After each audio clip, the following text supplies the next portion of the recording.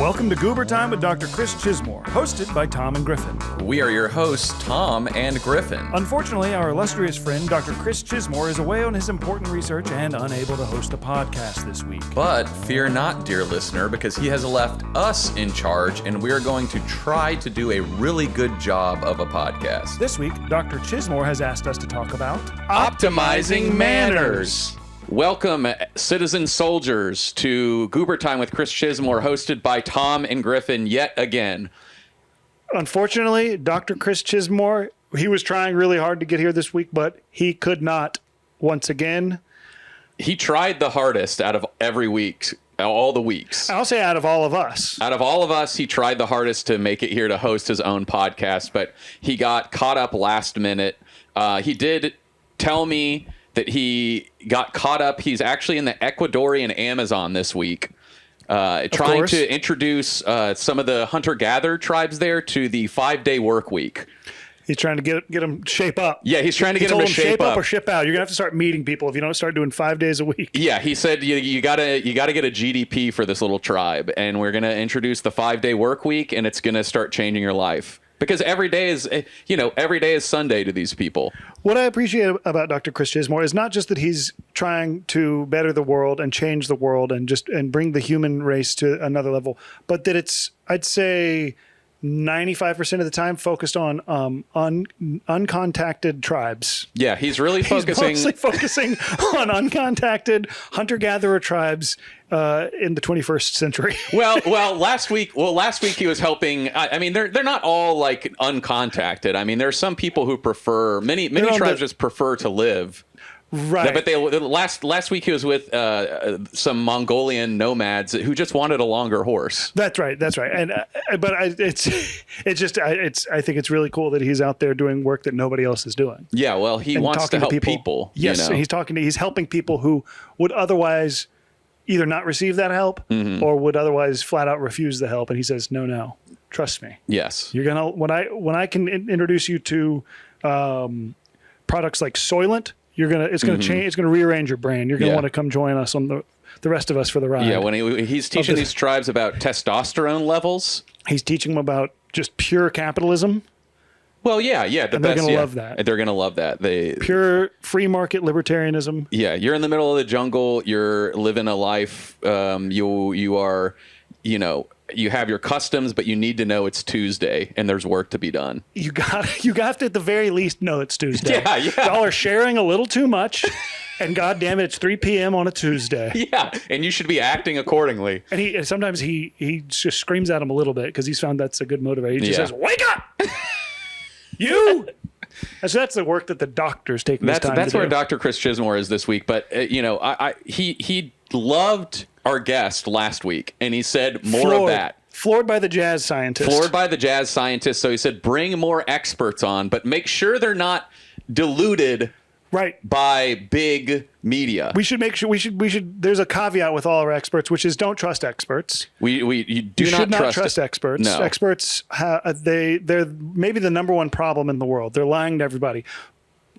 That said, we've found we are capable of finding the few credible experts, and we have yet another one this week. The experts we have on our podcast you can trust because they are not only knowledgeable, but they're fringe. They're outside of the. They're heterodox. They're heterodox thinkers. They are not diluted by corporate interests. They operate outside the bounds of traditional academia. They're free thinking. Untethered. I'd say untethered, unhinged, unmoored. Yes. And this week we have Kate O'Connor on the podcast. We have Kate O'Connor, who is an expert in manners and etiquette. Manners, etiquette, and how to conduct yourself in almost every or any situation. Welcome to Goober Time with Dr. Chris Chismore, Kate, hosted by Tom and Griffin. We're sorry the doctor couldn't be here. Hey, a busy doctor is a skilled doctor, as my surgeon told me. That's good. Yeah, he said surgeons should always be performing surgery. And a funny story, I was supposed to get surgery by a different surgeon, but they couldn't schedule that. And they kept saying to me, she's not doing as many surgeries. She's slowing down on her surgeries. Very vague. So they got me paired up with this other guy. They said, he wants you. And he said to me, a surgeon should always be performing surgery. Maybe sort of I'm reading between the lines here. I don't think he liked my other surgeon. I like that he was proactive and he sought you out. He said, there's something I'd like to do to her. Yep. I I'd like to it. Take it out or put it on or whatever you had done. Yeah, I love it when doctors throw shade at other doctors. That's like a great thing about going to a new doctor. You're like, I came to get a second opinion. And they're like, yeah, I'm glad you did because every other doctor sucks shit except for me. This plays a little bit into your guys' little talk about expertise. Oh, our little talk. Here's the problem with experts. Yes. They've thought about something so much that they can't think outside the box that they have formed. So they can't think outside the box. I'm an expert in manners, etiquette, and how to conduct yourself, but I welcome any and all feedback from those who have thought outside of my box and maybe have a new perspective for me. And that's what makes me so good. That's what makes you a very really true. important thinker. And speaking of new perspectives, we do have to call out, Tom. This is the first female we've had. Kate is the first female we've had on the podcast. Yes. Well, you haven't even asked me if that's how I think of myself. Well, What? I know you outside of this, but how do you think of yourself? Girl. Girl. Girl. Oh, this is the first girl we've This is the had. first Well, girl you we've Which know. to had. us, Kate, to podcast guys, that translates as female. Yeah. Woman, lady, girl. Woman, lady, girl. Yeah. And you're an expert in manners. Mm-hmm. I'll go ahead and kick us off with a quote that's laws are the manners of the state. And that was said by Marcus Aurelius in 159 AD. So I guess I'll kick us off with a question following that quote by Marcus Aurelius and say, Kate, where have all our manners gone? That's Well- what I want to know. Well, do you want to hear my qualifications first as Yeah, to why sure. people should listen to me? Yeah, Sure. of course. Yeah. First off, I've worked in many, many fine dining restaurants. It is of tantamount importance that I make the guest feel good. And I know a lot of things. Words you shouldn't say. Hey, guys. You shouldn't point. Things like that. Hey, guys, you shouldn't say. No, you say folks. Oh, when you're approaching the guests. Yeah. Yeah. Hey, guys. Hey, Also, folks. I worked at a Buffalo Exchange. Do y'all know what that is? Yes. That's For where sure. you take your clothes and sell them. The people who work at Buffalo Exchange are made fun of mercilessly for being kind of snobby and rude. Mm-hmm. Let me tell you, it's not easy to tell people no all day long. I had to tell people no all day long. And it's stuff they think they're bringing their treasure to you, and you have to say this isn't actually treasure. It's just too many damn clothes. It's We too can't much. fit it all in the store. And you know how I knew how to say no? How? A little thing called Irish diplomacy. Ever heard of that? No. Irish diplomacy. I love that we're getting jargon. It's maybe 5 minutes in and we're getting jargon. This is incredible. No, this is Okay. This is Christmas. Irish diplomacy is where you tell a man to go to hell so good that he looks forward to the trip. Where did you what does that hear- come what from? was that written I have on? a bookmark. Okay. The bookmark says that? Yeah, I have a bookmark. I have a bookmark. When you say it again, you tell a man to go to hell You tell so a man good. to go to hell so well, well. that he looks forward to the trip. Wow. Can you think of a good way to tell somebody to go to hell so well that they would Yeah, I'd enjoy the say trip? the clothes you brought in today are great. They're not exactly what we're looking for. We're trying to sell cashmere pants, wicker hats. You bring And up if you have anything like that, or maybe your partner does or something, and in a couple weeks, what we need changes. So check back with us. You can always call. And I really appreciate your time. it doesn't even feel like a go to hell. No, it just feels like information being delivered. Yeah. I didn't know that they did that they said here's what we're looking for and named specific items. That's really helpful. Nobody wants to think about how hard it is to work at a Buffalo Exchange. They just want to make fun of us because we're wearing crazy clothes. And guilty as charged for that. We wore crazy clothes there. And how long ago did you work there? That was 2014. Okay, so that was 11 years So ago. that was 11 years ago, but I 11 like years that you ago. still identify with them and you count yourself among them. Always. They're one of us. I like that. I guess, do you have any more qualifications that you want to let our citizen soldiers know about? My final qualification, I was raised by a New Yorker. New Yorkers are blunt, they're direct, and they know how to behave in close quarters with other people around. We can't be walking slow on the sidewalk. We got to get out of each other's way. We got to communicate quickly. Interesting, because I wouldn't think of New Yorkers as being particularly polite or possessing much etiquette. The stereotype that is. It's not so much polite as it is, let's make this day go smooth. Yeah, it's communicate. efficiency. It's I optimized. see. It's optimized etiquette. Wow. Mm-hmm. Wow. And to go back to Tom's question, where have all our manners gone? Yeah. We are not in reality. We're somewhere else. The phone has taught us that we can go somewhere else. I don't like to make blanket statements, but the phone has warped us. Okay, sure. I believe. Mm-hmm. I think. Yeah.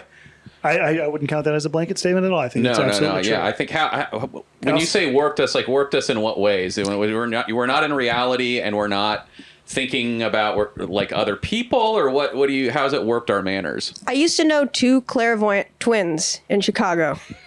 I remember them. Clairvoyant twins. Yes. They said memes is us attempting to connect psychically. We're all kind of connecting psychically. This plays into the collective unconscious. Carl Jung, which is kind of good, but we're also kind of forgetting that we exist flesh and blood in physical space. Yes. And it's important. There's also a story from Chicken Soup for the Soul. Okay. Well, what's the story? There is a story. There is a story. What's Yeah. the story? I like the beautiful transition. There's two rooms, heaven and hell. Right. In each room, there's a big pot of stew with people sitting all around the stew pot. Okay. People sitting all around the stew pot. Right. Right. In hell, the spoons are Too big? the spoons are too long in each Too room. long. Oh, long. So Yeah. they can reach the spoon. The They soup. can reach the soup pot, but when Yeah. you try to turn the spoon to your mouth, you can't fit it. It's longer than an arm's length. Yeah, the so spoon. everybody's crying and hungry in the hell room. Interesting. Okay. In the heaven room, they've figured out they can feed each other with the long spoons. But in the heaven Oh. room, hold on. So the rooms are the exact same. It's just the attitudes of the people are different. And that's manners, etiquette, and ways to conduct yourself. Oh, that's Wow. beautiful. That is grade A podcast lesson right there. I love that hell is the exact same as heaven, but you're just confused about how to operate it. It's everything everywhere all at once right now. Yeah. Wow. Well, that's kind of the really important thought of the podcast. Yes, is the difference between heaven and hell is your way of thinking. Absolutely. Because as we say often on Goober Time with Dr. Chris Chismore, hosted by Tom and Griffin, things that are bad are good for you. You know, it's that shift in perspective. Yes, and do you guys want to hear about the place that makes me the most upset in my entire life? Sure. Yeah. I think when we thought we need to get Kate O'Connor on the podcast, we thought we want to hear where the place she hates the most in life. Yeah. It's a place that I love, but the behavior of the people make me the most mad I can get. Okay. And this place is the airport. I get so angry at the airport. Here's my number one gripe. Mm-hmm. When you're at the baggage claim, at the carousel for baggage, Yes. everyone walks right up to the edge of the carousel and they wait for their bag. They essentially blocking others from reaching their bag. Mm-hmm. If everyone took a couple steps backward and there was space, if your bag shows up, you could easily step forward and grab it. Instead, because everyone, like a vulture over a carcass, if you see your bag, you have to be like, excuse me, and people don't really want to listen or see each other at the airport. So sometimes you really have to be like, excuse me. You got to make a move. You gotta kind of snap them out of it. Yeah, and it's like, Hello, I'm a person right behind you. I'm here too. Everyone thinks I'd enjoy they're my- the most stressed at the airport. They think their trip matters the most. And that is probably the most angry I get is when I'm standing at a baggage carousel and I see people up on that carousel. Take 3 big, large steps back. Leave some room. Kate. I think that's a great area of improvement, Kate. When you were talking about the clairvoyant twins, were you talking about me and you? Because literally in my podcast notes, the first thing I have written down is airport manners and airplane manners. Wow. Because I wanted to talk about this. I think the airport and airplanes are one of the places where people's manners just go out the fucking window. They go out the window. Which is ironic because the windows on an airplane are always closed. Yeah. and you know, very open. safe. And very safe. But I agree. The carousel, the baggage carousel, yeah, it's like everybody is like, oh, mine's going to be the first bag to come out. Yes. And that's never the case. No. There's something about the airport that just makes human beings want to crowd for the most unnecessary reasons. when you get upwards, I'm going to say when you start getting upwards of 20 people who don't know each other, it's people, the farther past 20, the more people start to act like animals. in groups. You go to a music festival, you got 80,000 people together. It's pure just human and animal behavior. Yes. The shopping mall, everybody's an animal. They're just sort of oinking around looking for their truffle. Same with the airport, just mass groups of people. So I think maybe a potential way we could, this might sound counterintuitive, but to increase and optimize etiquette or politeness in society, maybe break people up a little bit. We don't need these massive groups of people who don't know each other. Yeah. Well, at the airport, that's insane. We all have to get on the planes together. What are you talking about? What I'm talking about is you, me, and my friends, we all pitch together in sort of a co-op sort of situation, and we get a plane that takes us around, and it's mostly people we know in our extended friend group. Well, we got a little hub that's, us, and then spokes that go out. And that's who gets to get on that plane. Well, if you guys contact Mr. Beast, he might give you a plane if you live on it for about 30 days. I think we would love to talk to Dr. Beast. So Griffin, what you're in essence pitching is kind of like an Uber pool, but Yes. for airplanes. I'm kind really of like wanting to go on. a private flight situation. Yes, but it's not exactly private because it's an expanded group, a social group. Really, what I want to get is just back to sort of some sort of tribalism. Small groups moving through society together, helping each other, but mostly independent of each other. And I think we might be getting there just with the siloing of social media, culture falling apart, everything kind of narrowing down. I think we're slowly getting back to just sort of small groups, small bands of individuals who know and like each other and distrust everybody on the outside and don't like to treat them well at the airport. Yeah, I think that's make one of sense? Do the I things sound about crazy? the airport is that it's hard to love anybody at the airport because, like you said, Kate, it is a place where you say no one is more stressed than me, and I fall into that trap all the time. I'm at the airport and I say no one has had a worse travel day than I have, and everybody else is just on vacation. They're taking their sweet ass time, and me, even though I'm on vacation, I got a place to go, and that's vacation, and I got to get there faster, and I got to get on the plane because I want to sit down, I want to put on my headphones, and I want to relax. Yep. And that isn't the way to think when you're at the airport. You need to understand everyone at the airport is sad, scared, angry. They don't know how the next week or couple days is going to go. We're all feeling that way. They don't know if they're going to see the next week, the next couple of days. Exactly. And we can all be there for each other. And something else bad happened to me at the airport. Okay, what's that? Okay. Sometimes you need food before you get on the plane. I went to an Einstein Bagels. Mm-hmm. Now, in order to optimize the experience, the workers were in the back, scrambling away like Ratatouille is pulling their hair. And we didn't talk to them. We had big touch screens too, and we ordered on the touch screen and then we stood aside. Well, the line got bottlenecked because we had two different people who kind of couldn't understand the touch screen, or they wanted to look at every single option.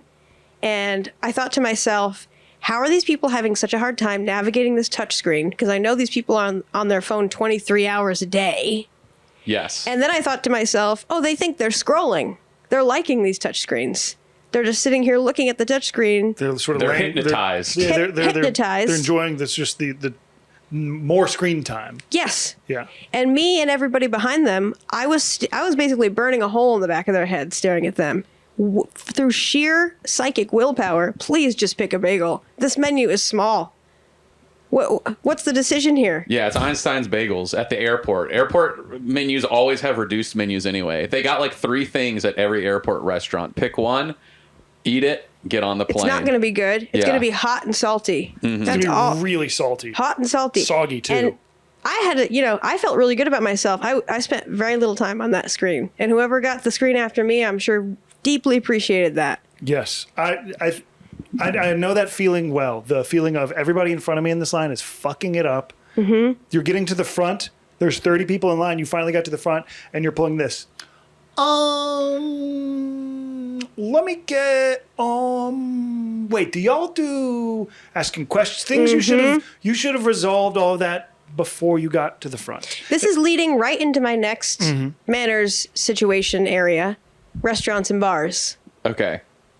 If you're going to go to a bar, I work at a bar, Yes. and if you're going to order a martini, please have in mind whether you want gin or vodka, whether you want it dry or dirty, and whether you want a twist or olives. And here, I'll scold the bartender a little bit too, because I've seen some of my coworkers have a short temper with these people. You got to be nice to at a restaurant. The service staff needs to be patient and nice. That's what you're getting paid for.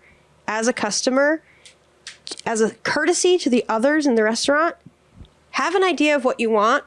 You get a couple questions, make them direct, make them brief. And if you're ordering something, please, if you have to pick a toast or something, let's know what kind of toast we want. Let's know if we want a twist or olives.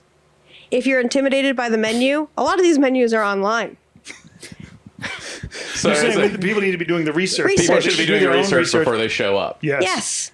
If you're I going to go to understand a bar at night, Google that menu, be thinking about it in the car. I work at a bar that specializes in Italian stuff. Sure. We got Negronis, we got Italian stuff. Mm-hmm. We don't have a big, bourbon selection. Right. We got like 2. So don't get upset with me and start sort of an emotional tug of war because we don't have your favorite bourbon.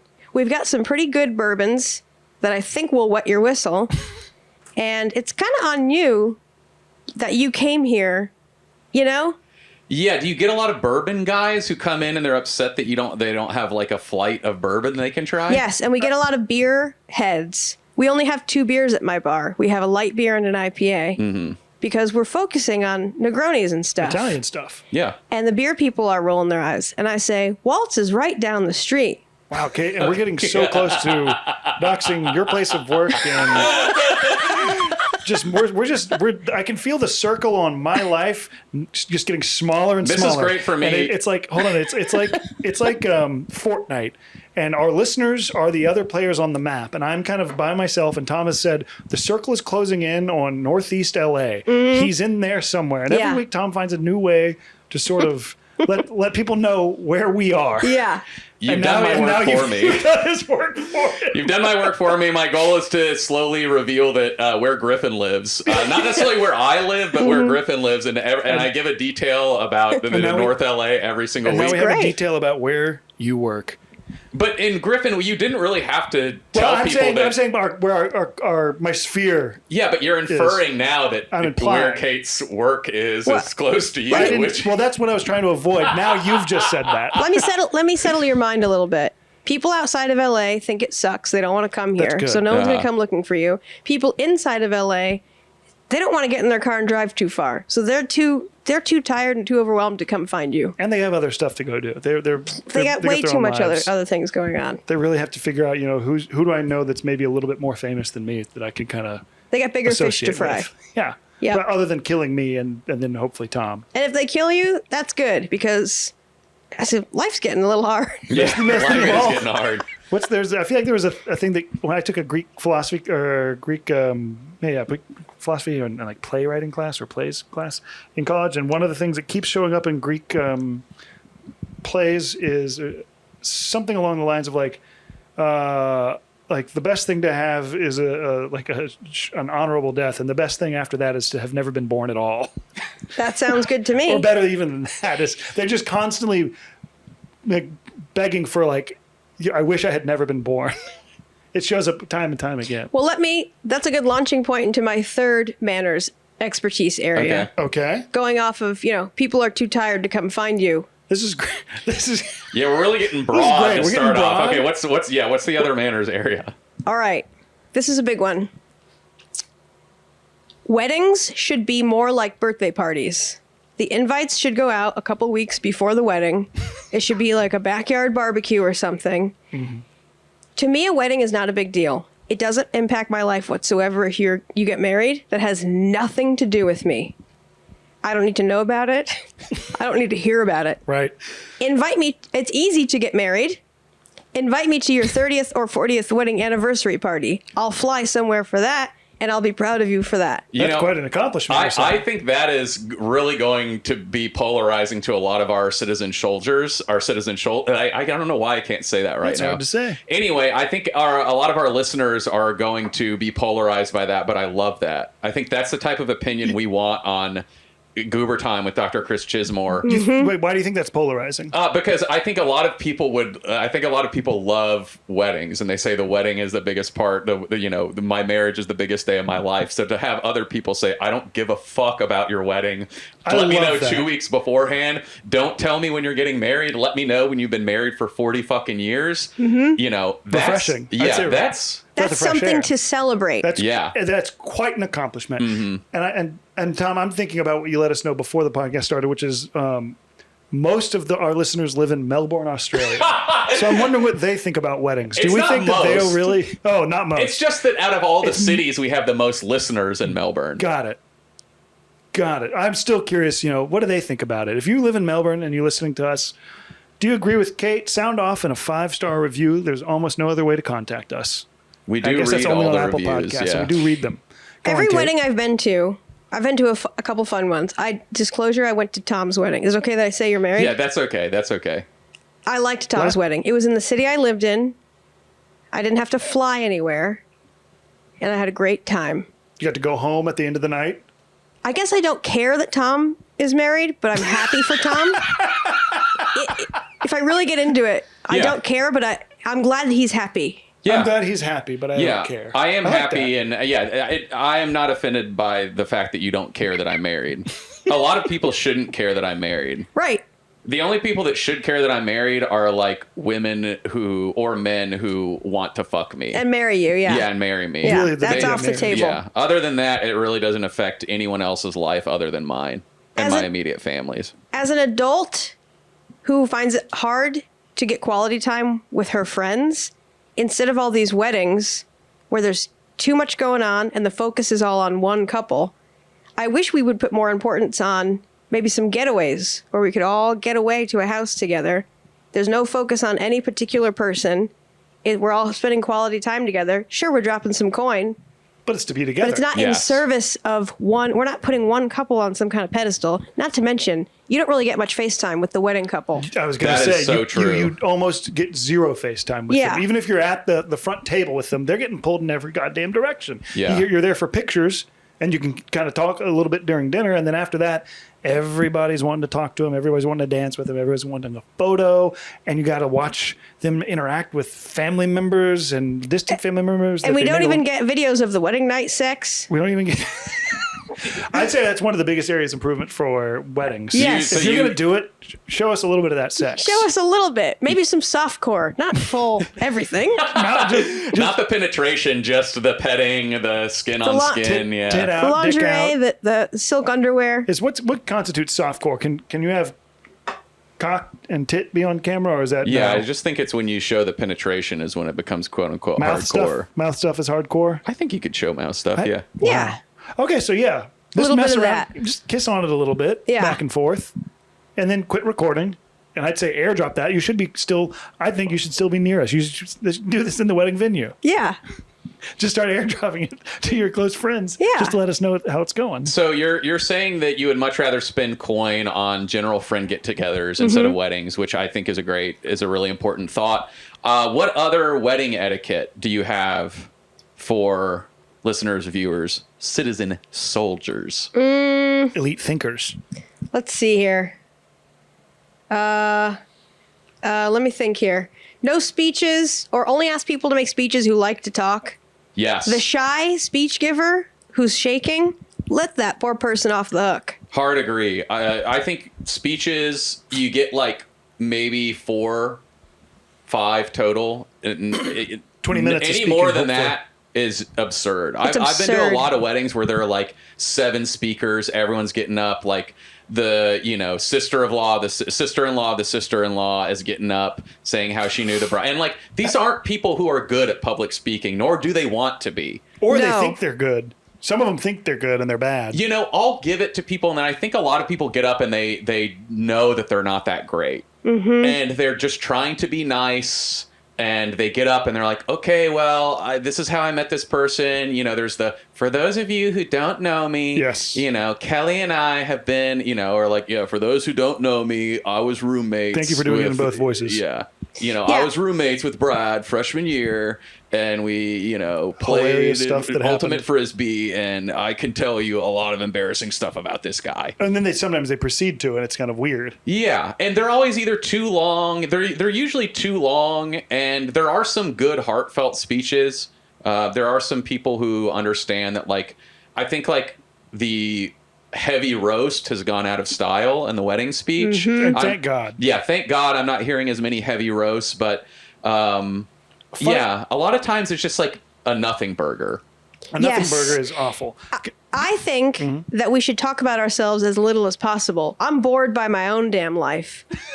Right? You know what I need? I need someone to explain to me what is happening in Andor season 2. Break it down. What the hell is going on in that TV show? That's That- what I have to say that was one of the most insane transitions I've ever heard. We weren't at all talking about people talking about themselves. We were talking about people talking about their friends. I hate to call you out like this, Kate, but you very clearly just want to talk about Andor season 2. And I want to say, this is the platform for it. I want to give you the platform for it. I do think that we should talk about ourselves a lot less. Okay. I know you do. I believe you. There's other things to talk about. Do you think people are talking about themselves quite a lot at weddings? Oh, yeah. Really? Oh, yeah. When they're telling their stories about, like, here's how I know the bride and the groom. Yeah, especially it's mostly about them. Especially the parents and the siblings being like, Yeah. you're grown up. I can't believe this day came. You can't believe it? Well, and I You know how time works? Can we bring this back maybe to bring this back a little bit to politeness and etiquette? You didn't see this shit coming. You got the save the date. And also, something I mentioned earlier, a wedding should be like a birthday. No more giant gatherings at a bar for your birthday.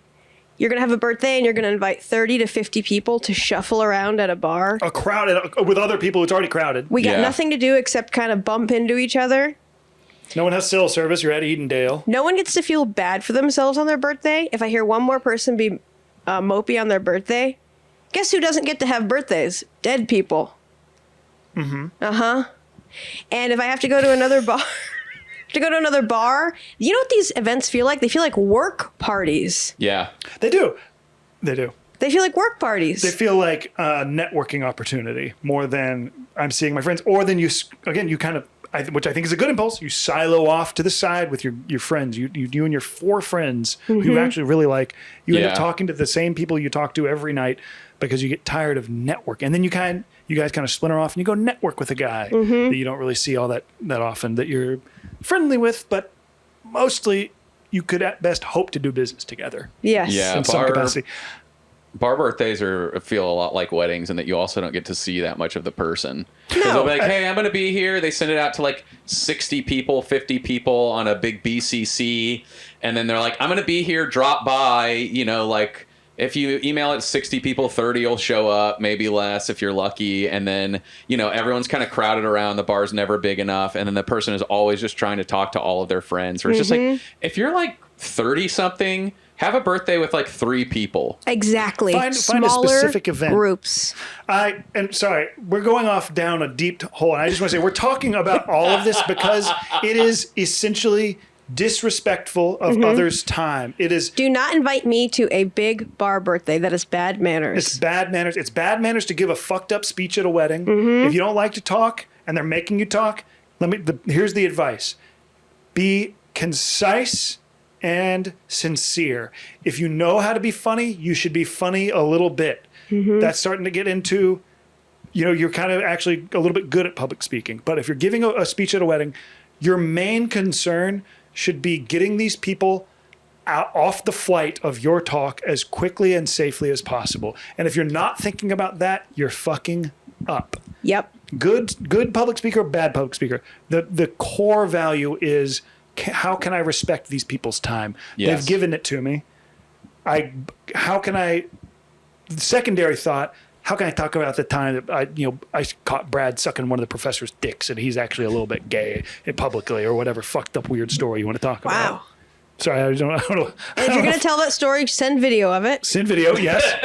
Document. Yeah. Document, because we don't know what's real anymore. A lot of fake news, but if you can document it. Oh, here's another politeness manners thing. Thank you. I'm glad we got back to this. I flew to a wedding in Chicago. Okay. Nice wedding. Ben's These wedding. were close friends. Yes. We went out to brunch with the happy couple the next day. Just a casual little hangover brunch. Oh yes. A friend of mine, should I name him or is that bad? First the name public only. figure? First name only. My friend Marty says, "Hey guys, happy couple. We got your breakfast. Thanks for throwing such a great party. Excuse the fuck out of me. I took time off of work and flew to Chicago to watch you get married. I don't care that you're married. I'm happy you're happy. I don't care about this. I don't care. I don't have to. Don't and make me now- invest in this Yeah. more. I'm buying you breakfast. There should have been That's a rich, and I got volunteered for There it. should have been a conversation Yeah. beforehand. Yeah, I agree. I think you're touching on both wedding manners and just general friendship manners and restaurant manners in a way too. And that, like, if you're eating a meal, I hate it when someone's like, "Hey, yeah, we got the meal." It's like, really? Do we we? all got the meal? And then there's a pressure of like, you're at someone's birthday, you're at someone's wedding, you must buy them something, or they must eat a free meal. And you're like, yeah, cool, I'll help out. There have been times where I've been like, yeah, of course I want to buy you a drink. I'll pitch in for a meal. But when someone else volunteers and then they're like, yeah, guys, we can all pitch in. I'm like, really? I've been There better- volunteered to do There this. better Yeah. be a good fucking reason. Somebody better have just found out somebody's going to the hospital. Mm-hmm. They are going to the hospital, or one of the best things in their life just happened. Which I guess is getting married is probably one of the best things that can happen. No, in your it's- life. For some people, Kate. I hate to push back on you. That's true, and I'm not going to let you just walk all over them. I'm loving the grandma blanket. You are really, for the Frank, listener, yeah. Kate is cold and covered up in a little bit of a blanket. I look like Whistler's mother, and I thought that was appropriate for my manners talk. Is that a character from Andor? That's a painting, a famous That's painting. Yeah, Yeah. I guess what? Yeah, how does Whistler's mother connect to manners just because she's old? Well, And yeah, in a she's painting? old. This is good because I feel like we're kind of doing a creative writing class with Kate. We've given her an assignment, and we're slowly shepherding you back towards the assignment. She's old.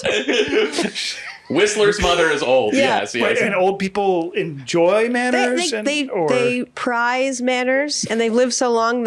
You come to understand manners the longer you're here, Yes. and the necessity of. and Yeah. what purpose they serve. And to put a button on the restaurant stuff, I bet you won't. in this day and age, one person picks up the check, right? Because that's easiest for the server. Yeah. Ugh, I got this, guys. Venmo me. That person at the table right then. Immediately. Don't wait Yes. days later. Don't make that person chase you down for the Venmo. I agree. Just Venmo them right there, then and there.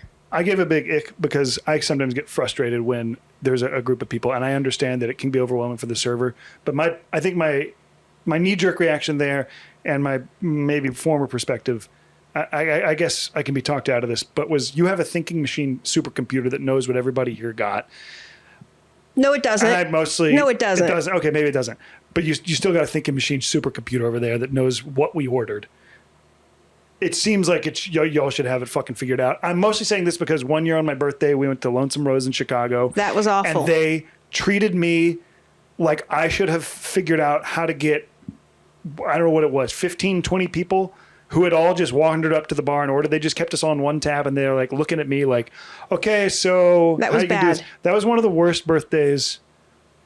moments of that birthday, at least. So I think that's where this stems from, is you know what's going on. Why did you assume this? We can't have these big tabs. We can't have these big dinners. Small groups. We really Well, that's the restaurants and planes seem to be the main focus areas of concern here. and birthday yes. parties and weddings. Birthday Yeah. parties and weddings. Yes, I know that, Kate. Where etiquette breaks down, where manners break down.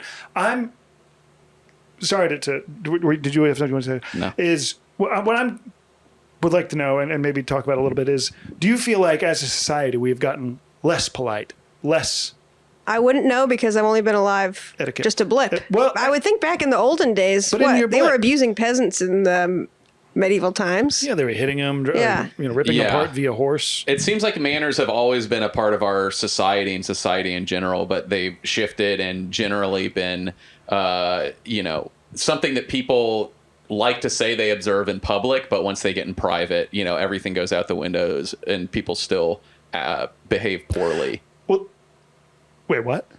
Well, like, you have manners in public, and then when you're at your own house, you do, I do whatever the fuck I want. Yeah, or well, you can manners have are for manners. public. Yeah, you have manners in public, and guess then they're for private, you treat everyone terribly around you. Oh, It's like sure. really wealthy people. I think in general they'll have very good manners, but then they, abuse everyone Right, surrounding right. them, They're- or in the past. They're keeping black people out of their country clubs. Yes, They're doing Oh, yes. like, They're doing sincerely evil. awful stuff. but they know evil. which But then fork goes in the right They know place. where the forks go, and they know where when the elbows should be on the table. And I say, my back hurts. It's hurt since I was in high school. Let me put my elbows on the table from time to time. Have you I need ever- a little support. Have either of you ever read the novel Remains of the Day? Yes. Yeah. But I didn't finish it. It's an amazing novel, and they made a movie with Anthony Hopkins. That's right. I didn't finish And, that. warning, I'm going to spoil the novel. Oh, don't. I need to. Okay. I guess I. The butler in the novel is very proud of how shiny he can get the silverware on the table. We have the shiniest silverware, and other houses have tried to get their silverware as shiny as ours. All the while, the man of the house is collaborating with Nazis. I didn't know. If I wish I had kept reading that book. Wow. And the butler is like, it's not my place to push back on this or say anything. It's my place to shine the silverware. Wow. So A little bit of zone of sometimes interest going on there. a little bit. Sorry. Is- Sometimes it was we were Sometimes manners are a way for people to bury their head in the sand. to pretend like they're good people. I think it's a very quick and easy rule book that you can follow. I think sometimes religion does this as well. Gives you, if you check these boxes, do these things, you're living life correctly and well and politely. Yeah. Moral licensing, as Malcolm Gladwell would say. Yes. Right. Yes. Oh, thank you for bringing Thank up you for such an bringing up- important thinker Oh, as Malcolm yes. Gladwell. Oh, yeah. Dr. Chris Chismore is going to be very glad you brought up Malcolm Gladwell on his good. podcast. He was a frequent guest before we started hosting. Yeah. I would say that I was just, that pause was me being torn between wanting to rip Malcolm Gladwell a new one and honoring Chris's friendship with him. I'd say Malcolm Gladwell, here's my quick editorial aside, serial liar, narcissist, misrepresenting just leagues and leagues of research, absolute liar, even when presented with the truth of the matter, he continues to just misrepresent things. Yeah, and he was on Epstein's Island. And well, yeah, and I think he helped dredge up Epstein's he had Island the privilege, He had as, the privilege. as Trump would say. He was afforded the privilege of Epstein's little playground. Yes, and Kate, do you mind? Sorry, I'm sitting. I'm putting No, my feet no, upon your no. ottoman. You were saying? I would say that season 2 of The Rehearsal, Damn, I thought it was going to be Andor. Nathan Fielder, Right. Fielder. It's Fielder. Fiedler would be incredible, though. Manners were a big part of that, the thesis statement of that. Were they now? Yeah, it was like, afraid to hurt somebody else's feelings. Yeah. So then the whole plane goes down. Right. So that was kind of a good lesson in how can you politely break the barrier of, power structures. Yeah. That was some manners sort of ballet he was kind of hitting us with. Yes. I'm trying to think. It's back to my previous question. Do you think society's gotten more or less polite? You say, "How can I know?" I've been alive for about a blip, but maybe in the past they had more manners. I think manners just But- change and priorities change. I think it's always changing. It's an organism, a Yeah. living thing. Absolutely, just Yeah. like our Constitution. Yes.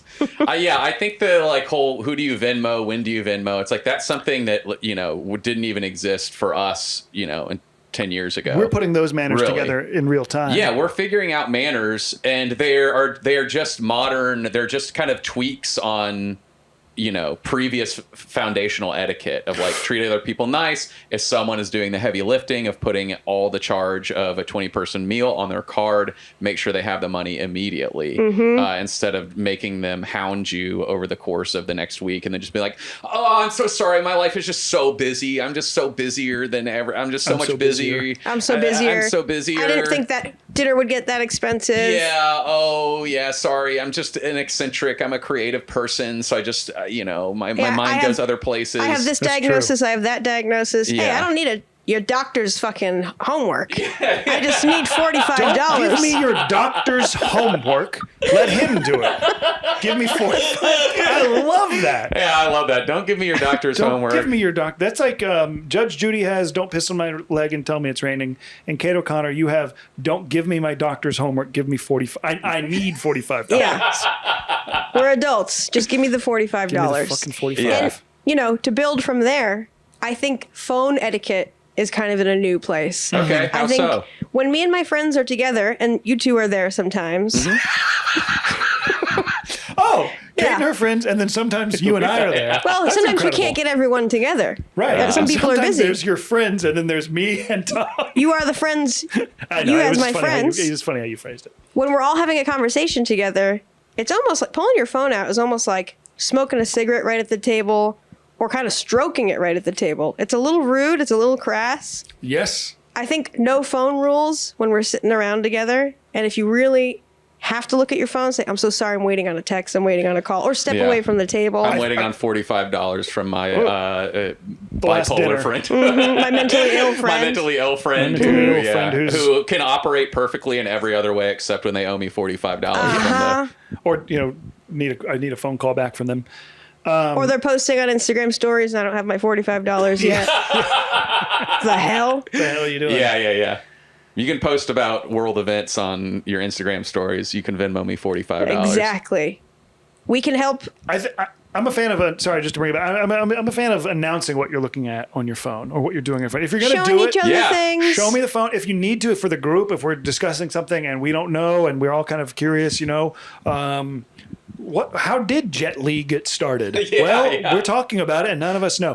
pull In the out your before phone, times, yeah. they And would this is just kind polite of let because go you're of not it. talking about yourself. You're talking about an interesting thing. I'm trying to bring us all further, educate us all as a group. The art of conversation. Yeah, Yes. everyone's trying to have a nice conversation, then all of a sudden someone is pulling out their phone, looking at it, and loudly announcing, son fighting his own mother in court. Son fighting his own mother in court.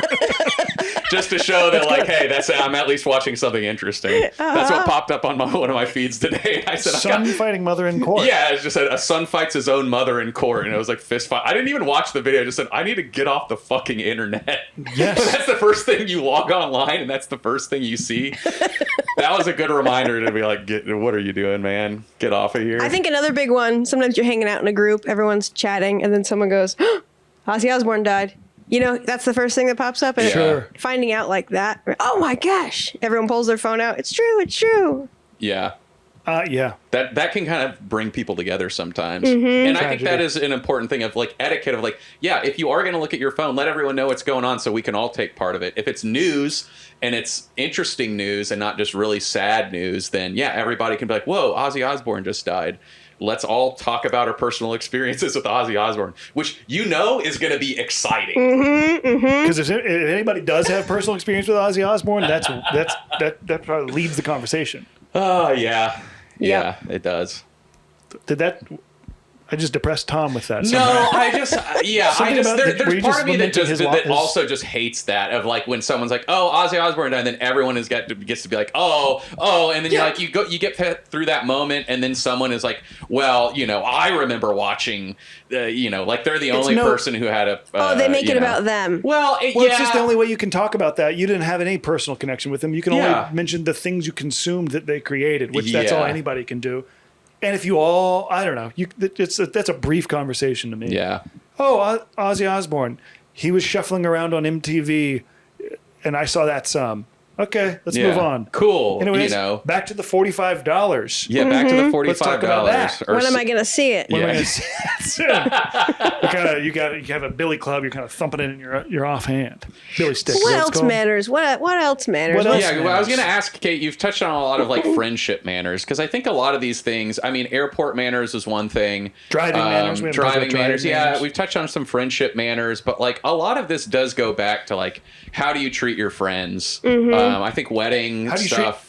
treat strangers? Yeah, too? and how do I'd you say treat that's strangers? The most important. Yeah, I think stranger etiquette's interesting too because as time goes on and we realize that people are just becoming more and more insane around us, and it's harder and harder to trust people. What type of stranger etiquette do you think still exists? Like, how do you interact with strangers? Is there anything that bothers you about how strangers interact with you? Ooh, or what are some of your rules? Yeah. Sure. I give them the benefit of the doubt. Really? Yeah, Okay. I give people the benefit of the doubt. You have to kind of write a little short story when somebody wrongs you. You have to write them a quick little like, oh, something bad happened to them earlier today. don't know what they're going I don't know through. their life. I think it's kind of fun when you need to figure out a problem with a stranger. Okay, Yes. do you have a for example? Yeah, like if you're at a grocery store together and there's like a big mess in the aisle and you both walk up on the mess, you both look at each other, you go, "Uh-oh. Somebody must have done this and ran," and you both laugh together. Yeah, that's very fun. It's fun when you have to solve shared a problem experience. with a stranger. Mm-hmm. It is a little fun slice of life, and it is nice because I think you can immediately bond over that. Like, oh, we're both the type of people who will help in this situation. Mm-hmm. Whereas there are a lot of situations where something bad has happened, and then I've like looked at other people, and they're just like, I'm not going to fucking do anything. And you're like, am I the only person who kind of cares that this person fell down or that there's like something weird? There's this piece of debris that just appeared or fell off a car in the middle of the road and like someone needs to move it. And a lot of the times That person should be you. Yeah, that person needs to be you. But a lot of the times, there's also nothing wrong with leaving something the fuck alone. But One time this lady, I pulled into a gas station and every car has their gas tank on the different side. And Tell us more. I had pulled into the gas station to line up my gas tank with the pump, and this lady, I get out of my car and she screams at me and she goes, "You've interrupted the entire flow of traffic. That is not the way you're supposed to park. You're not supposed to park at that pump that way. You've ruined everybody's flow of traffic." And I thought, lady, gas stations are lawless. We're all just positioning ourselves where we can to get the gas. Yeah. And it takes everybody about, less than 10 minutes? Yeah, sometimes it's kind of awkward, and there's no laws or rules about. There's no rule. I'd have to see the particular circumstance. I could imagine a world where that sort of it seemed obvious to her. Mm-hmm. I'm over here giving her the benefit of the doubt, but you're right. I got to get in. I got to get my gas. I got to get out. The politest thing I can do is take care of myself and get the fuck out of here, so I don't have to be around you people anymore. Yes. yeah, I really can't think of any gas station etiquette other than just like make sure you're not blocking somebody. But even that isn't possible sometimes. I'm interested in. Well, did you have more you wanted to say about gas stations? I have some sexual etiquette. Okay, all right, let's jump into it. Let's hear it, freaks. This is sort of like being as a woman. Yep. I've had strange men try to do strange sex things to me in public. What? One time I was on the L train in Chicago, packed train, and some guy walked up to me and whispered, "Oh, are you going to stroke my cock or are you just going to stand there?" Or something to that effect. I swore. Is that okay I said that? Yeah, you could. Yeah, this You is could say all kinds of explicit. stuff. And obviously it pissed me off. Mm-hmm. And I said, "What the fuck did you just say to me?" And I kind of addressed the whole train car. And I said, "This motherfucker just asked me to touch his cock. This motherfucker told me to touch his cock." Everybody physically shrank away from the both of us, looked away. They had no idea what was going on. They thought we were both crazy. And I had kind of put myself on a little team with this man. Yes. Because the whole train car hated us both and didn't want it to be happening. Yep. And I was like, oh, this man has pulled me into his world of chaos. And now I'm pissed off and I'm helpless. No one wants to help me. They think I'm like him. Yeah, They think I'm like him. And so, okay. and like you said, I think that concept of being put on a team. Mm-hmm. Everybody thinks, you're with him. You guys are on a team together. We're crazy together. Yeah, which is awful. Yeah. Bad. But so what do you think so What? connect me to etiquette here? Well, okay. Here's where it's going. Here's where it's going. Later on in my life, Yes. I was in a grocery store and a man threw an orange at me very hard. I remember. And it made me really pissed off. And I think he threw the orange at me because he was getting some kind of sexual excitement out of hitting a woman with an orange. Like a little boy pulling pigtails and such. Exactly. I got really mad and I thought about the time that I screamed and yelled. My first instinct was to throw the orange at him and Yes. start screaming and say, "This man threw an orange at me." And I knew if I had done that, everyone in the store would have thought we were both crazy.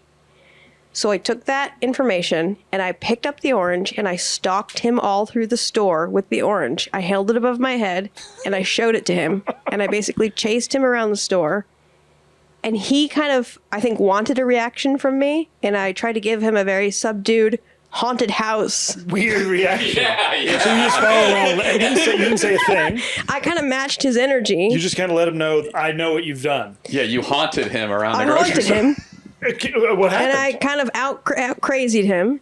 Well, he sort of didn't know what to do with that. That's good. Oh, that sounds That's great. excellent. Yeah, and eventually I got close enough to him where he said, "Oh no, ma'am, I don't need any oranges. I have some in my basket already." And I said, "You are a prick." I kind of said it very, room temperature, I'm so Yeah. proud of you. level-headed. And then he pulled down his mask. He was wearing an American flag mask, and he said, "Then what are you?" And he dashed away from me. Yeah. Are you sure this wasn't a 14-year-old boy? No, he was a man. A man. A grown is man. wild. A man threw an orange at you and then said, "What is it? If you, I said- so am I. Then what are you?" Or whatever. Yeah. And then eventually am, but what are he you? That's left. what it is. He left the store. I held the orange above my head and I showed him. He turned around and he goes, "Oh yeah, they don't charge much for oranges here, so you don't really have to steal them. You can just buy them." He had created some story where I was trying to steal oranges. Yeah. And he had hit me with one to teach me a lesson. I'm sure it was all very sexual for him. This is so strange. This feels like a short film. This feels like this what would is do that? well on Yeah, Vimeo.com. that's a wild So my- interaction. My advice is if people fuck with you in public, Mm-hmm. don't scream, don't shout. That's what they want. You gotta fuck with them back. And I did think I was probably gonna get shot that day.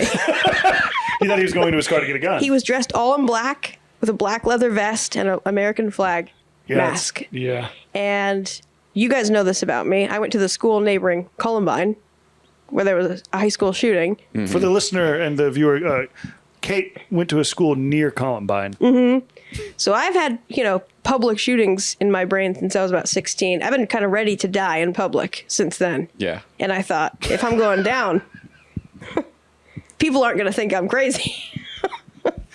What a way to live. Ready to die in public since 16. Well, there's been a lot of grocery store shootings in Colorado. If you research Colorado, there's a lot of grocery store shootings, movie theaters, and high schools.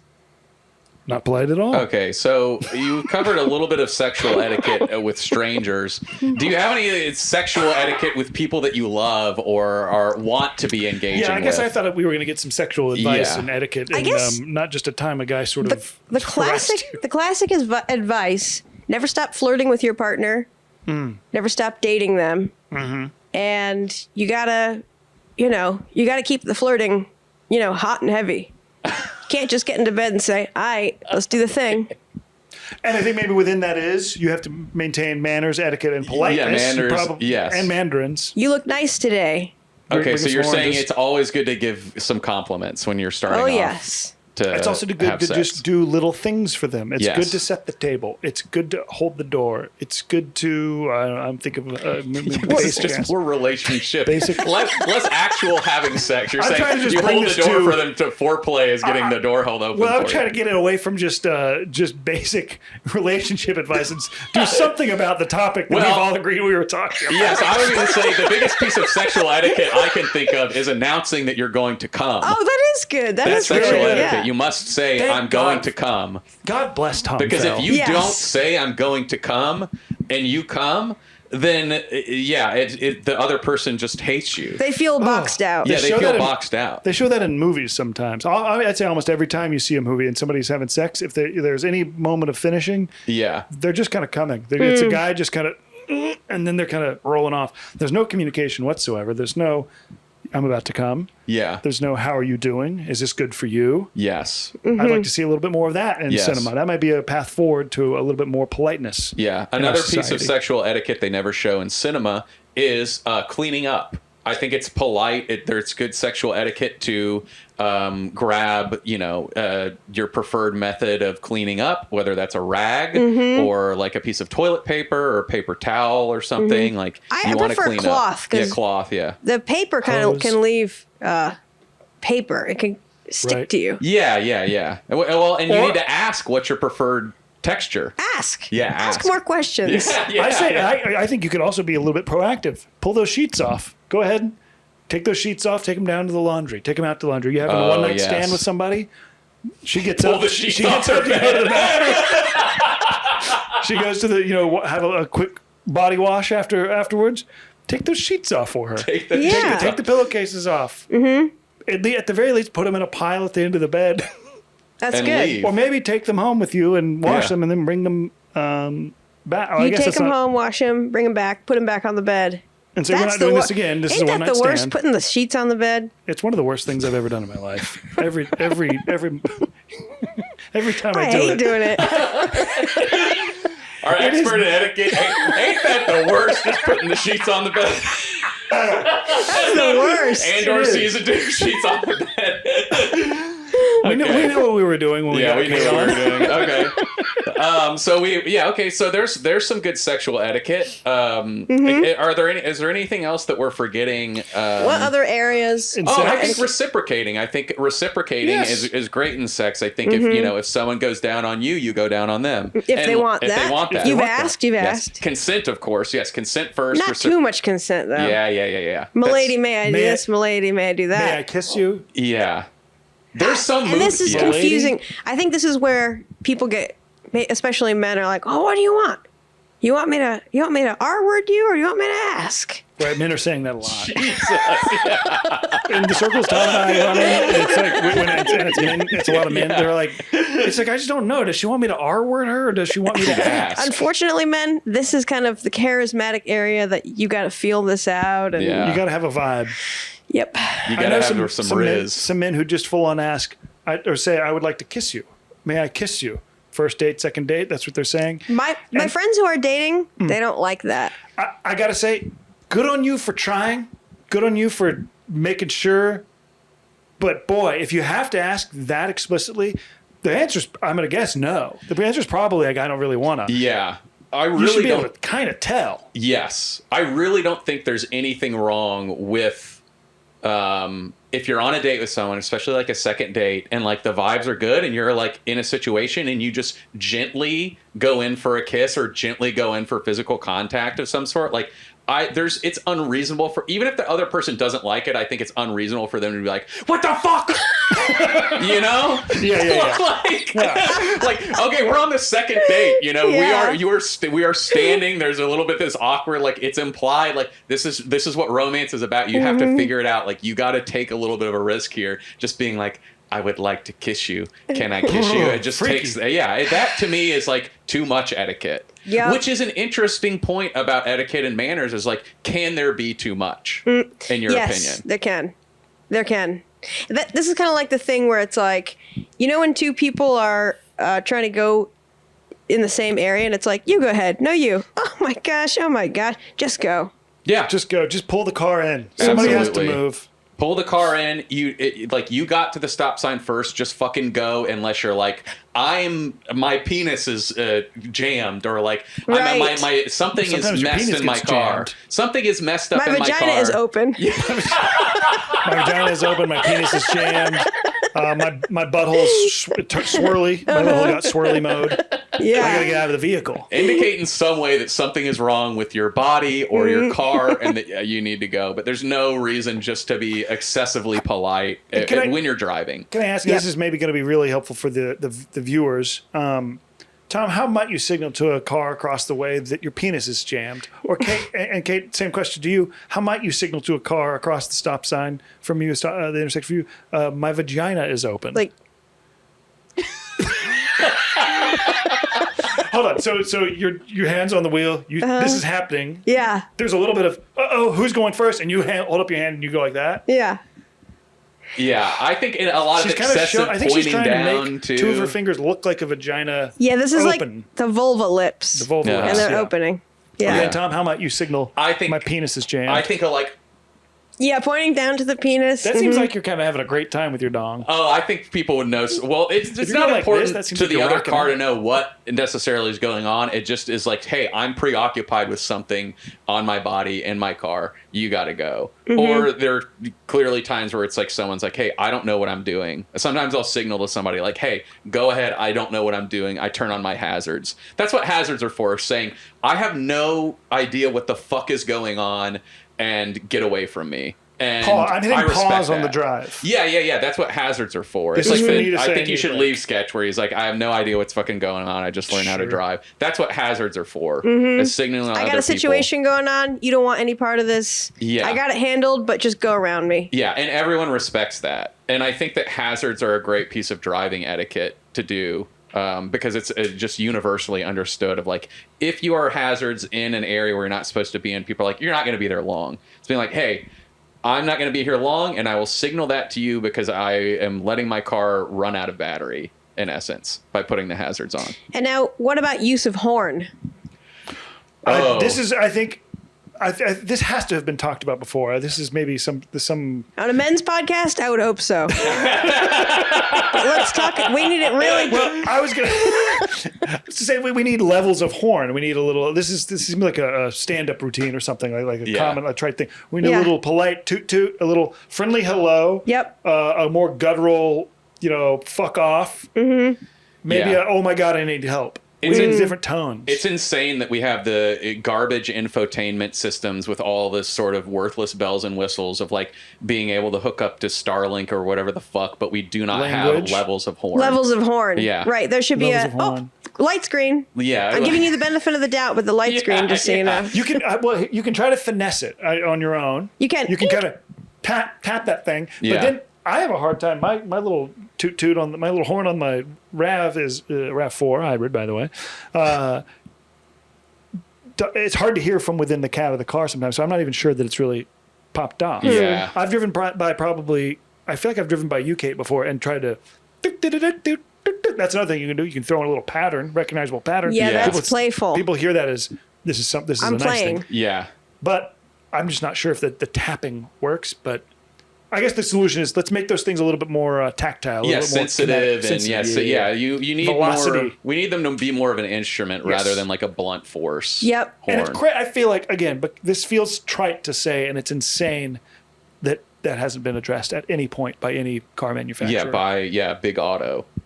And I think we need help to us be more polite. We need the systems around us to help us be more polite. Yeah, because it's easy can't do in it as driving to individuals. just lose your absolute shit. It's like the airport, and that like everybody is stressed. Everybody assumes no one is more stressed than me while driving most of the time. Just like when you're in the airport, and it's a situation where like everyone's operating, 2,000-pound plus vehicles that can easily kill and maim each other. So everyone's emotions are heightened, and we need a way to cut through that stress with humanity. And I think there's no better way to do that than with a light or patterned horn. I agree. You know. And here's a couple rapid fire manners things I just thought of that I practice in my own home. Okay. 3, 2, 1, go. Go. If me and Danny both need to use the phone charger in the living room, whoever's phone is the lowest battery gets to use it. Okay. rule. Great rule. And Danny is your partner. My partner, Okay, boyfriend. And our friend. Yeah. Just Yes. for so listeners We're not dating can know. Danny. Yeah. He and Kate are dating. Yeah. We're friends with Danny. Kate is friends with us. Whoever, You've got it. Whoever cooked, the other person does the dishes. Yeah. Yep. Whoever, if we both want to play video games on the PlayStation, whoever wants to play more gets it. How do you quantify that? No, Kate, I really want to finish Armored Core. You make a persuasive argument. That sounds like something sounds kinda fun. two brothers would say. Well, who wants to play more? And then they fucking Tom, fight. I don't know if you've met Kate and Danny and ever seen any aspect of their relationship, but it's a little like that sometimes. Yeah, it's a Okay. little like we're kind of like two gay guys. I like Okay. to say we're kind of like two gay guys. Okay. Yeah. Okay. I'd say Cool. you're kind of like, or two straight guys who just both want to play the same video game. Yeah. Fold the laundry together. Folding laundry is the worst task there is. Help Really? each other with Okay. that. We fold it together. We do it all at the same time. Okay, that's nice. interesting. I don't know if I would consider that as like etiquette. I Mm. think we just fold our own laundry, Mm-hmm. or like if I'm doing Jordan's laundry, I'll just fold it. But you're saying maybe it's nice to do it like, misery loves company. Yes. Misery loves company. Okay. Yeah. Yeah, I can see that. I think that is a great piece of etiquette for relationships. Yeah. I often want to watch a movie or a TV show, Mm-hmm. and then at the last minute, Danny will say, "I'm not in the mood to watch that." You get to say that to me 2 times before I watch it without your fucking ass. Okay, yeah. I'm not Yeah. waiting 6 months to a year to watch this movie because every time I want to watch it, you're not in the mood. Yeah. I'm gonna watch it without you. We gotta go here. We got Kate, lots of media. You're hitting on a nerve for me too. Yeah, I think that TV show etiquette is something that in modern relationships drives me a bit wild, because It's all over how the am place. I supposed to know what you want to watch and what you don't want to watch? And then sometimes, you know, I love my wife Jordan so much, but sometimes I'll be like, do you want to watch this? And she'll be like, no. And I'll be like, okay. And then I'll watch it and I'll be like, she'll be like, what'd you do while I was gone? Or what'd you do? Oh, I did something the other night. And I said, oh, I watched the show. It was really good. And then she'll be like, I want to watch it. She's mad at you. And I'm like, just because I liked it, now you want to watch it, but you didn't have any interest in watching it the other night. Yeah. You know? I have. So this is first off, I've fully seen Jordan do that a number of times. Good. And Okay. then like act like she was like has been slighted in some way. Yeah. But I was gonna say that this has happened a couple of times. This happened a number of times with Steph and I, where she has wanted to watch a show, or we've been watching a show together, and then she just like pulls ahead of me. I have something to do. I can't come over. She just goes ahead and watches the show. I don't know if I like that. I Yeah. don't. Sometimes I get it with if it's to your point. Don't make me wait a year to watch this thing that you're not in the mood to watch or whatever. Yeah. But we've been watching this documentary about Katrina. It's really good. National Geographic. Interesting. Katrina, the hurricane, and she was so into it that she watched an episode or two ahead, and I was like, once again, you gotta wait. I want to see this. This is a fun. We have to. It's fun to watch this together. If you just pull ahead, you're kind of. It doesn't feel very polite, and it feels like you're Yes. shitting on the relationship. But to her credit, this woman said it's so good. You have to watch it. I want to watch it with you. And she went back and she re-watched it with me. Great. Yes. And that was Excellent. great. She was also still aghast at what she was watching, as if it was the very first time she That's had ever good. seen So it. act like She it's was- your first time she was watching either it, you're acting rewatching. or she just Act as if. couldn't Yeah. believe the tragedy. Well, she's Canadian and she couldn't believe the tragedy of Katrina. She knew nothing about it. that the federal government would just let something like that happen. George Federal Bush doesn't government, care about FEMA. black people. Yeah, FEMA, yeah. George just didn't care about black people. The FEMA guy didn't care about black people. You have to watch it. It's what is it? Katrina: A Race Against Time or something on Hulu. Right now, Anyways, I want to watch The Pit. And I said, I'm going to watch The Pit without you. Danny said, don't you dare. I want to watch that. I said, you got 3 weeks. I'm marking the calendar. Yeah. We haven't started The Pit in 3 weeks. You are a crazy person I for think getting I- mad at me. I for- think that's very wild reasonable. of you to give him 3 weeks. Oh. Incredibly gracious. Oh, I yeah, think yeah, yeah. I'd say days. I'd say that day basically. Damn. I want to watch it. If the next time you guys are together and watching something, it better be The Pit. Well, we have to finish Andor, and he won't finish Andor with because me. it's bad. It sounds like it's bad. It's just so dense, and some of the actors are incredible, and some of them are really bad. It sounds like you can just pull ahead on that one. He doesn't He seem would to care. get upset. He would Really? get upset. Oh no. Yeah. Yeah, you gotta Oh, communicate when you're gonna pull ahead and say, hey, you can watch it on your own, but if you're leaving on a trip or something, or you're not gonna be home for the next few nights when we usually watch TV together, it's not up to me to sit and wait. Mm-hmm. And there's also an aspect too of it of like, okay, do we have to watch everything together? No. Like, what am I supposed to watch on my own? I can't just pull up YouTube. Like, I've gotten it more into YouTube and watching YouTube videos, but like, I don't just want to do that. Watch like fucking little 15-minute YouTube videos every time you go to bed. I want something to chew on. And now I worry this is maybe Yes. maybe a bit dull for our listener listening to a group of millennials sort of gripe about relationships for nearly an hour. And I'm curious, do we think what of the etiquette to come?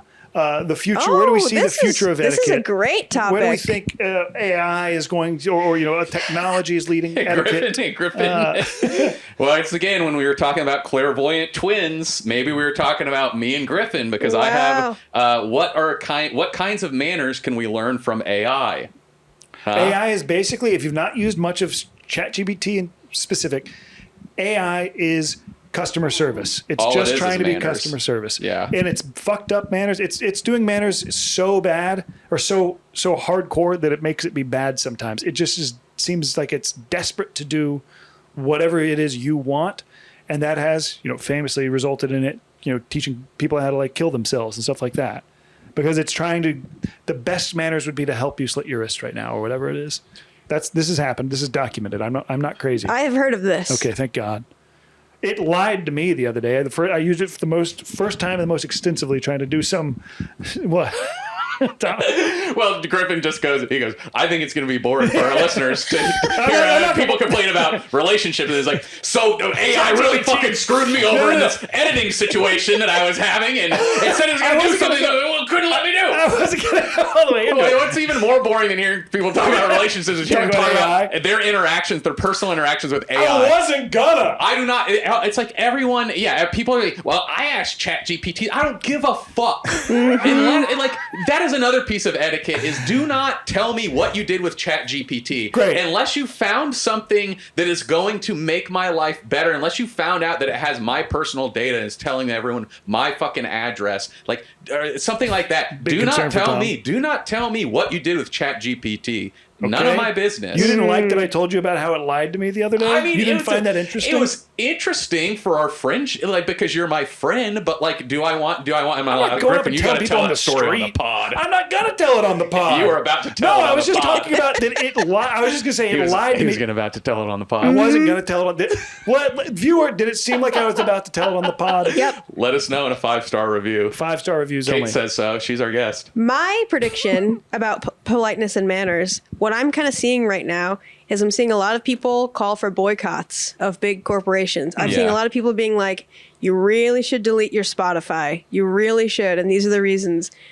I haven't deleted my Spotify, but I'm like, ooh, is it going to be bad manners for me to mention my Spotify playlist in front of people who are very passionate that, you know, Spotify is pretty evil? And I think like boycotting, I think of like, there's like a Curb Your Enthusiasm episode where Larry's like, I can have a German Shepherd, because it was like a big thing for Jewish people to boycott all German things like forever. Yeah. And I feel that coming back where it's like millennials, it's like, we got to get serious about our boycotts here. Listen, I'm busy. I'm poor. I love convenience. And I am not boycotting things I probably should be. Yeah. Well, that's another interesting piece of etiquette that you're bringing up too, is that like, oh, if someone is bringing up the fact that they're subscribed to something that I'm like, oh, I know that's bad. Like, do I shut my mouth or do I say something? Because most of the time, like, I think there was a point in time where I was like, I've been on both sides where I'm like, oh, geez, I'm nervous about saying that I have a Spotify account, you know, or like, and then there's other times where That's it's like, oh, that's been a big problem in your life. Sometimes you just get really nervous about saying you have a Spotify account. Well, Spotify's getting some heat but right now. They are, and rightfully so. But then there's also on the other end where someone will be like, "Oh, I'm subscribed to this," or "Oh, I like this person," and you're kind of like, "Ooh, I know something bad," and or Yes. "Oh, you shouldn't be doing that." Oh, and like, actually, that's bad for the environment. and I think it's become cool to just to tell someone that. But lately I've been like, no, you just keep your fucking mouth shut because everyone is poor. Everyone's trying to get by. And like, we just need our little things where What we was can it? get them. Kate, you said I'm poor, I'm busy, I'm poor. I'm busy. I need I convenience. need convenience. Yeah. Yes, I think it's an absolute wet blanket sort of shitty thing to do on a conversation. If you're talking about, I don't know, I feel like there was an example. We were talking about TV shows or something a while ago, and then a friend chimed in that like, well, actually, what they're doing is bad for the whales. And it was like, This is always coming Should from we- my unemployed friends, by the way. Always from my That's an unemployed- I mean, the unemployed are kind of like the first wave of people doing good behavior or talking about it. Yeah, because they don't have a job, so all they do is look up stuff online all they day. got and time. Say, well, I don't have a job, so what can I do to make myself feel good? Mm-hmm. Oh, I won't go to Target, even though I wasn't planning on going to Target. Mm-hmm. And I'm just say I'm not going to Target because there's a boycott. Yep. And tell all my friends. But then it's like, okay, I'll go to the mom and pop store. They don't have what I fucking need. yeah. What do I do now? I go to And they're another 2 store and times the another store. price, I gotta yeah. get to work. Yeah. And I think it's noble to boycott. Hey, don't get me twisted here. But it's polite to maintain. if it the were boycott. easy, we'd all be doing it. Yeah. Exactly. But I think that's going to be a point of contention as In- far as etiquette, in the future, Yes. is Yeah. the boycotts. Yep. because we got some fucking billionaires, and Yeah. I can't believe how they're like in an evil competition here. What the hell? To see who can sort of do the weirdest thing to Yeah. humanity. Yeah. Who can forget about people the fastest. Mm-hmm. Yeah. But also, Kate, And I'm I hate to helping tell you them. this, but they are the engines of our society. They are change. They are pushing us forward. We are thankful Yeah, for on Goober billionaires. time, we must say that we're thankful for We have to billionaires. acknowledge their place in history. Mm-hmm. And it's a righteous place. It's a good place. We have to say And would that- we do anything different if we were in their place? Absolutely Would we? Absolutely not. Would we? Absolutely I would do a not. few things different. I'd probably, if I had just suddenly had $1 billion, I'd be, buying all kinds of stuff I don't need. But other than that, I'd be trying to maintain the social order. You know what I'd be doing if I say had $1 poor billion? people, you have to be poor. What? I would be buying the entire portfolio of Randleman sauces. I think it's time for our yes. sponsor Tom, break. The camera is dead. The Randleman sauce camera I thought was charged and it's dead. That's okay. But The I'd love Rand- to hear right at the end of the pod our first sponsored break. I was gonna say we need to do some podcast etiquette and Okay. acknowledge our sponsor, Just Randleman Sauces. The Randleman's sauce of the week is yak butter hollandaise, a perfect blend of east and west with an approachability perfect for eggs benedict, filet mignon, or even a calorie-rich post-workout snack. Yak butter hollandaise by Randleman Sauces, available by the gallon or in squeezable TSA-approved tubes. Randleman's, that's yum in Sausanese. Kate, do you have a favorite Randleman sauce? Yes, I do. Let's hear it. Chocolate chip honey mustard. Put it on salads. Put it on barbecue. Put it on a bowl of ice cream. Versatile. What do you like Versatile. what do you like about the chocolate? The sweet, Texture. tangy. Oh, the texture. Yeah. Can you tell us The more about the mouthfeel. The texture? Chips. Good ratio of chips to sauce. And what's the ratio? Like 5 to 1? I feel like it's quite I high. don't know numbers, but I know taste. More chips than sauce. It's more I chocolate don't know chips. numbers, but I know taste. I think it's mostly chocolate chips with a little bit of The sauce. chips, they're And kind of memory serves. glossy honey chips. Yeah. Yeah, it's basically I'd say it's And- the one Randleman sauce that comes in a bag. And the chips are different sizes and they're different percentages of cocoa, which I like. I like it because some of them are 100%, which is for those people who really care about that, and some of them are 0% actual cocoa, and that's for people who don't care so much. Yep. And you get a blend of each. Yeah. And so That's that's beautiful. Randleman's chocolate chip honey mustard. Put it on anything. Anything. Oh, a shot before bed. Oh, a shot glass of it. Yeah. I think that's maybe a good sort of health wellness. Yeah. That is hack. excellent. Take yeah, a shot of wellness, that. Some people are doing apple cider vinegar. Mm-hmm. You're doing a shot of Randleman's Randleman's Chocolate chip honey a mustard. shot Yeah. of Randleman's before bed, and your dreams will always come true. Yeah. You know. Wow. Lucid dreaming with Randleman sauces. Is there anything else that we would like to? Any other questions, Tom, you had loaded? No, I think we covered a lot of them. I mean, we surprisingly got to a lot of the questions I had. Hey. Oh, That's great. here we go. This is one final one. Let's drag it out What a do you little think? longer. What do you think will be the please and thank you of 50 years from now? Wow. Oh my God. Oh gosh. She's freaking out. Skibidi Dubai chocolate, Labubu. All right, that's an excellent answer. Skibidi Labubai. Dubai chocolate. Dubai That's kind of the please and thank you of right now, Yeah, the though. please and Labubu. thank you is Labubu, Skibidi Skibidi, Bubai, Dubai and chocolate. Labubu. Yeah. And Who I think it knows? might. I think it might. However you say please and thank you in Chinese, Oh. but Great. then sort Oh, that's of, but big, like yeah. whatever however they're Oh, saying. can I tell Labubu. you this? Go on. Yeah. I'm on Instagram. I Yeah. am. Oh, that's great. Oh yeah.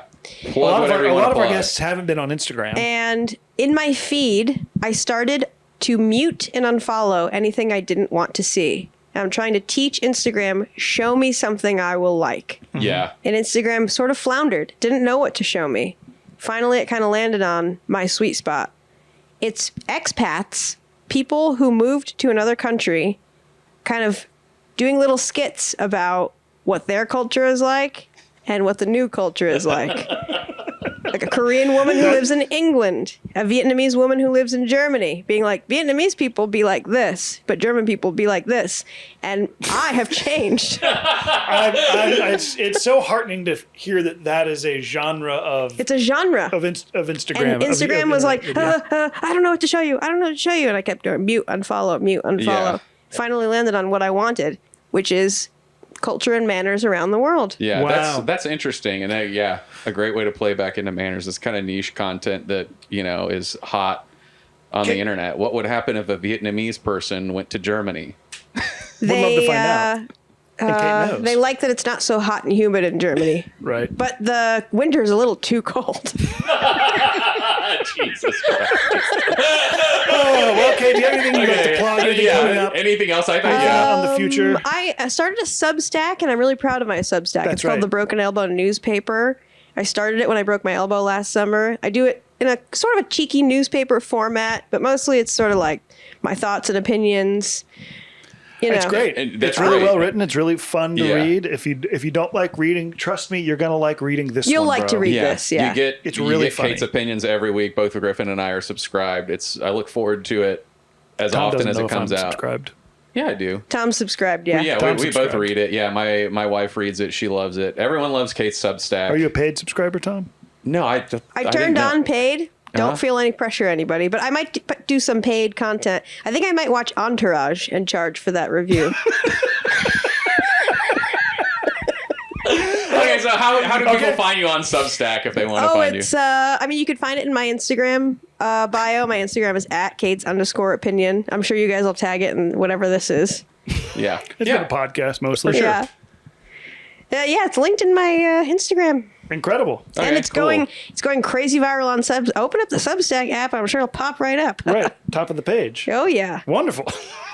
Well, Kate, thank you for coming on Goober Time with Dr. Chris Chismore. Thank you Thank for your you so much for being good hosts. I hope we were polite. I Yeah. hope we've Yeah. shown etiquette. Everyone was polite. Yeah. Yeah, I think the one thing that wasn't polite is making you come too early to the recording studio that we're in because we Detweiler didn't have all Sound. our gear. Yeah, Detweiler Sound. But I'm glad that we were polite when the show started. That was a little rude, but Griffin gave me permission to go get a salad. So that was nice. Yes. I had to make up for it somehow Yeah. So you made up for it. by letting you go buy a salad. Yeah.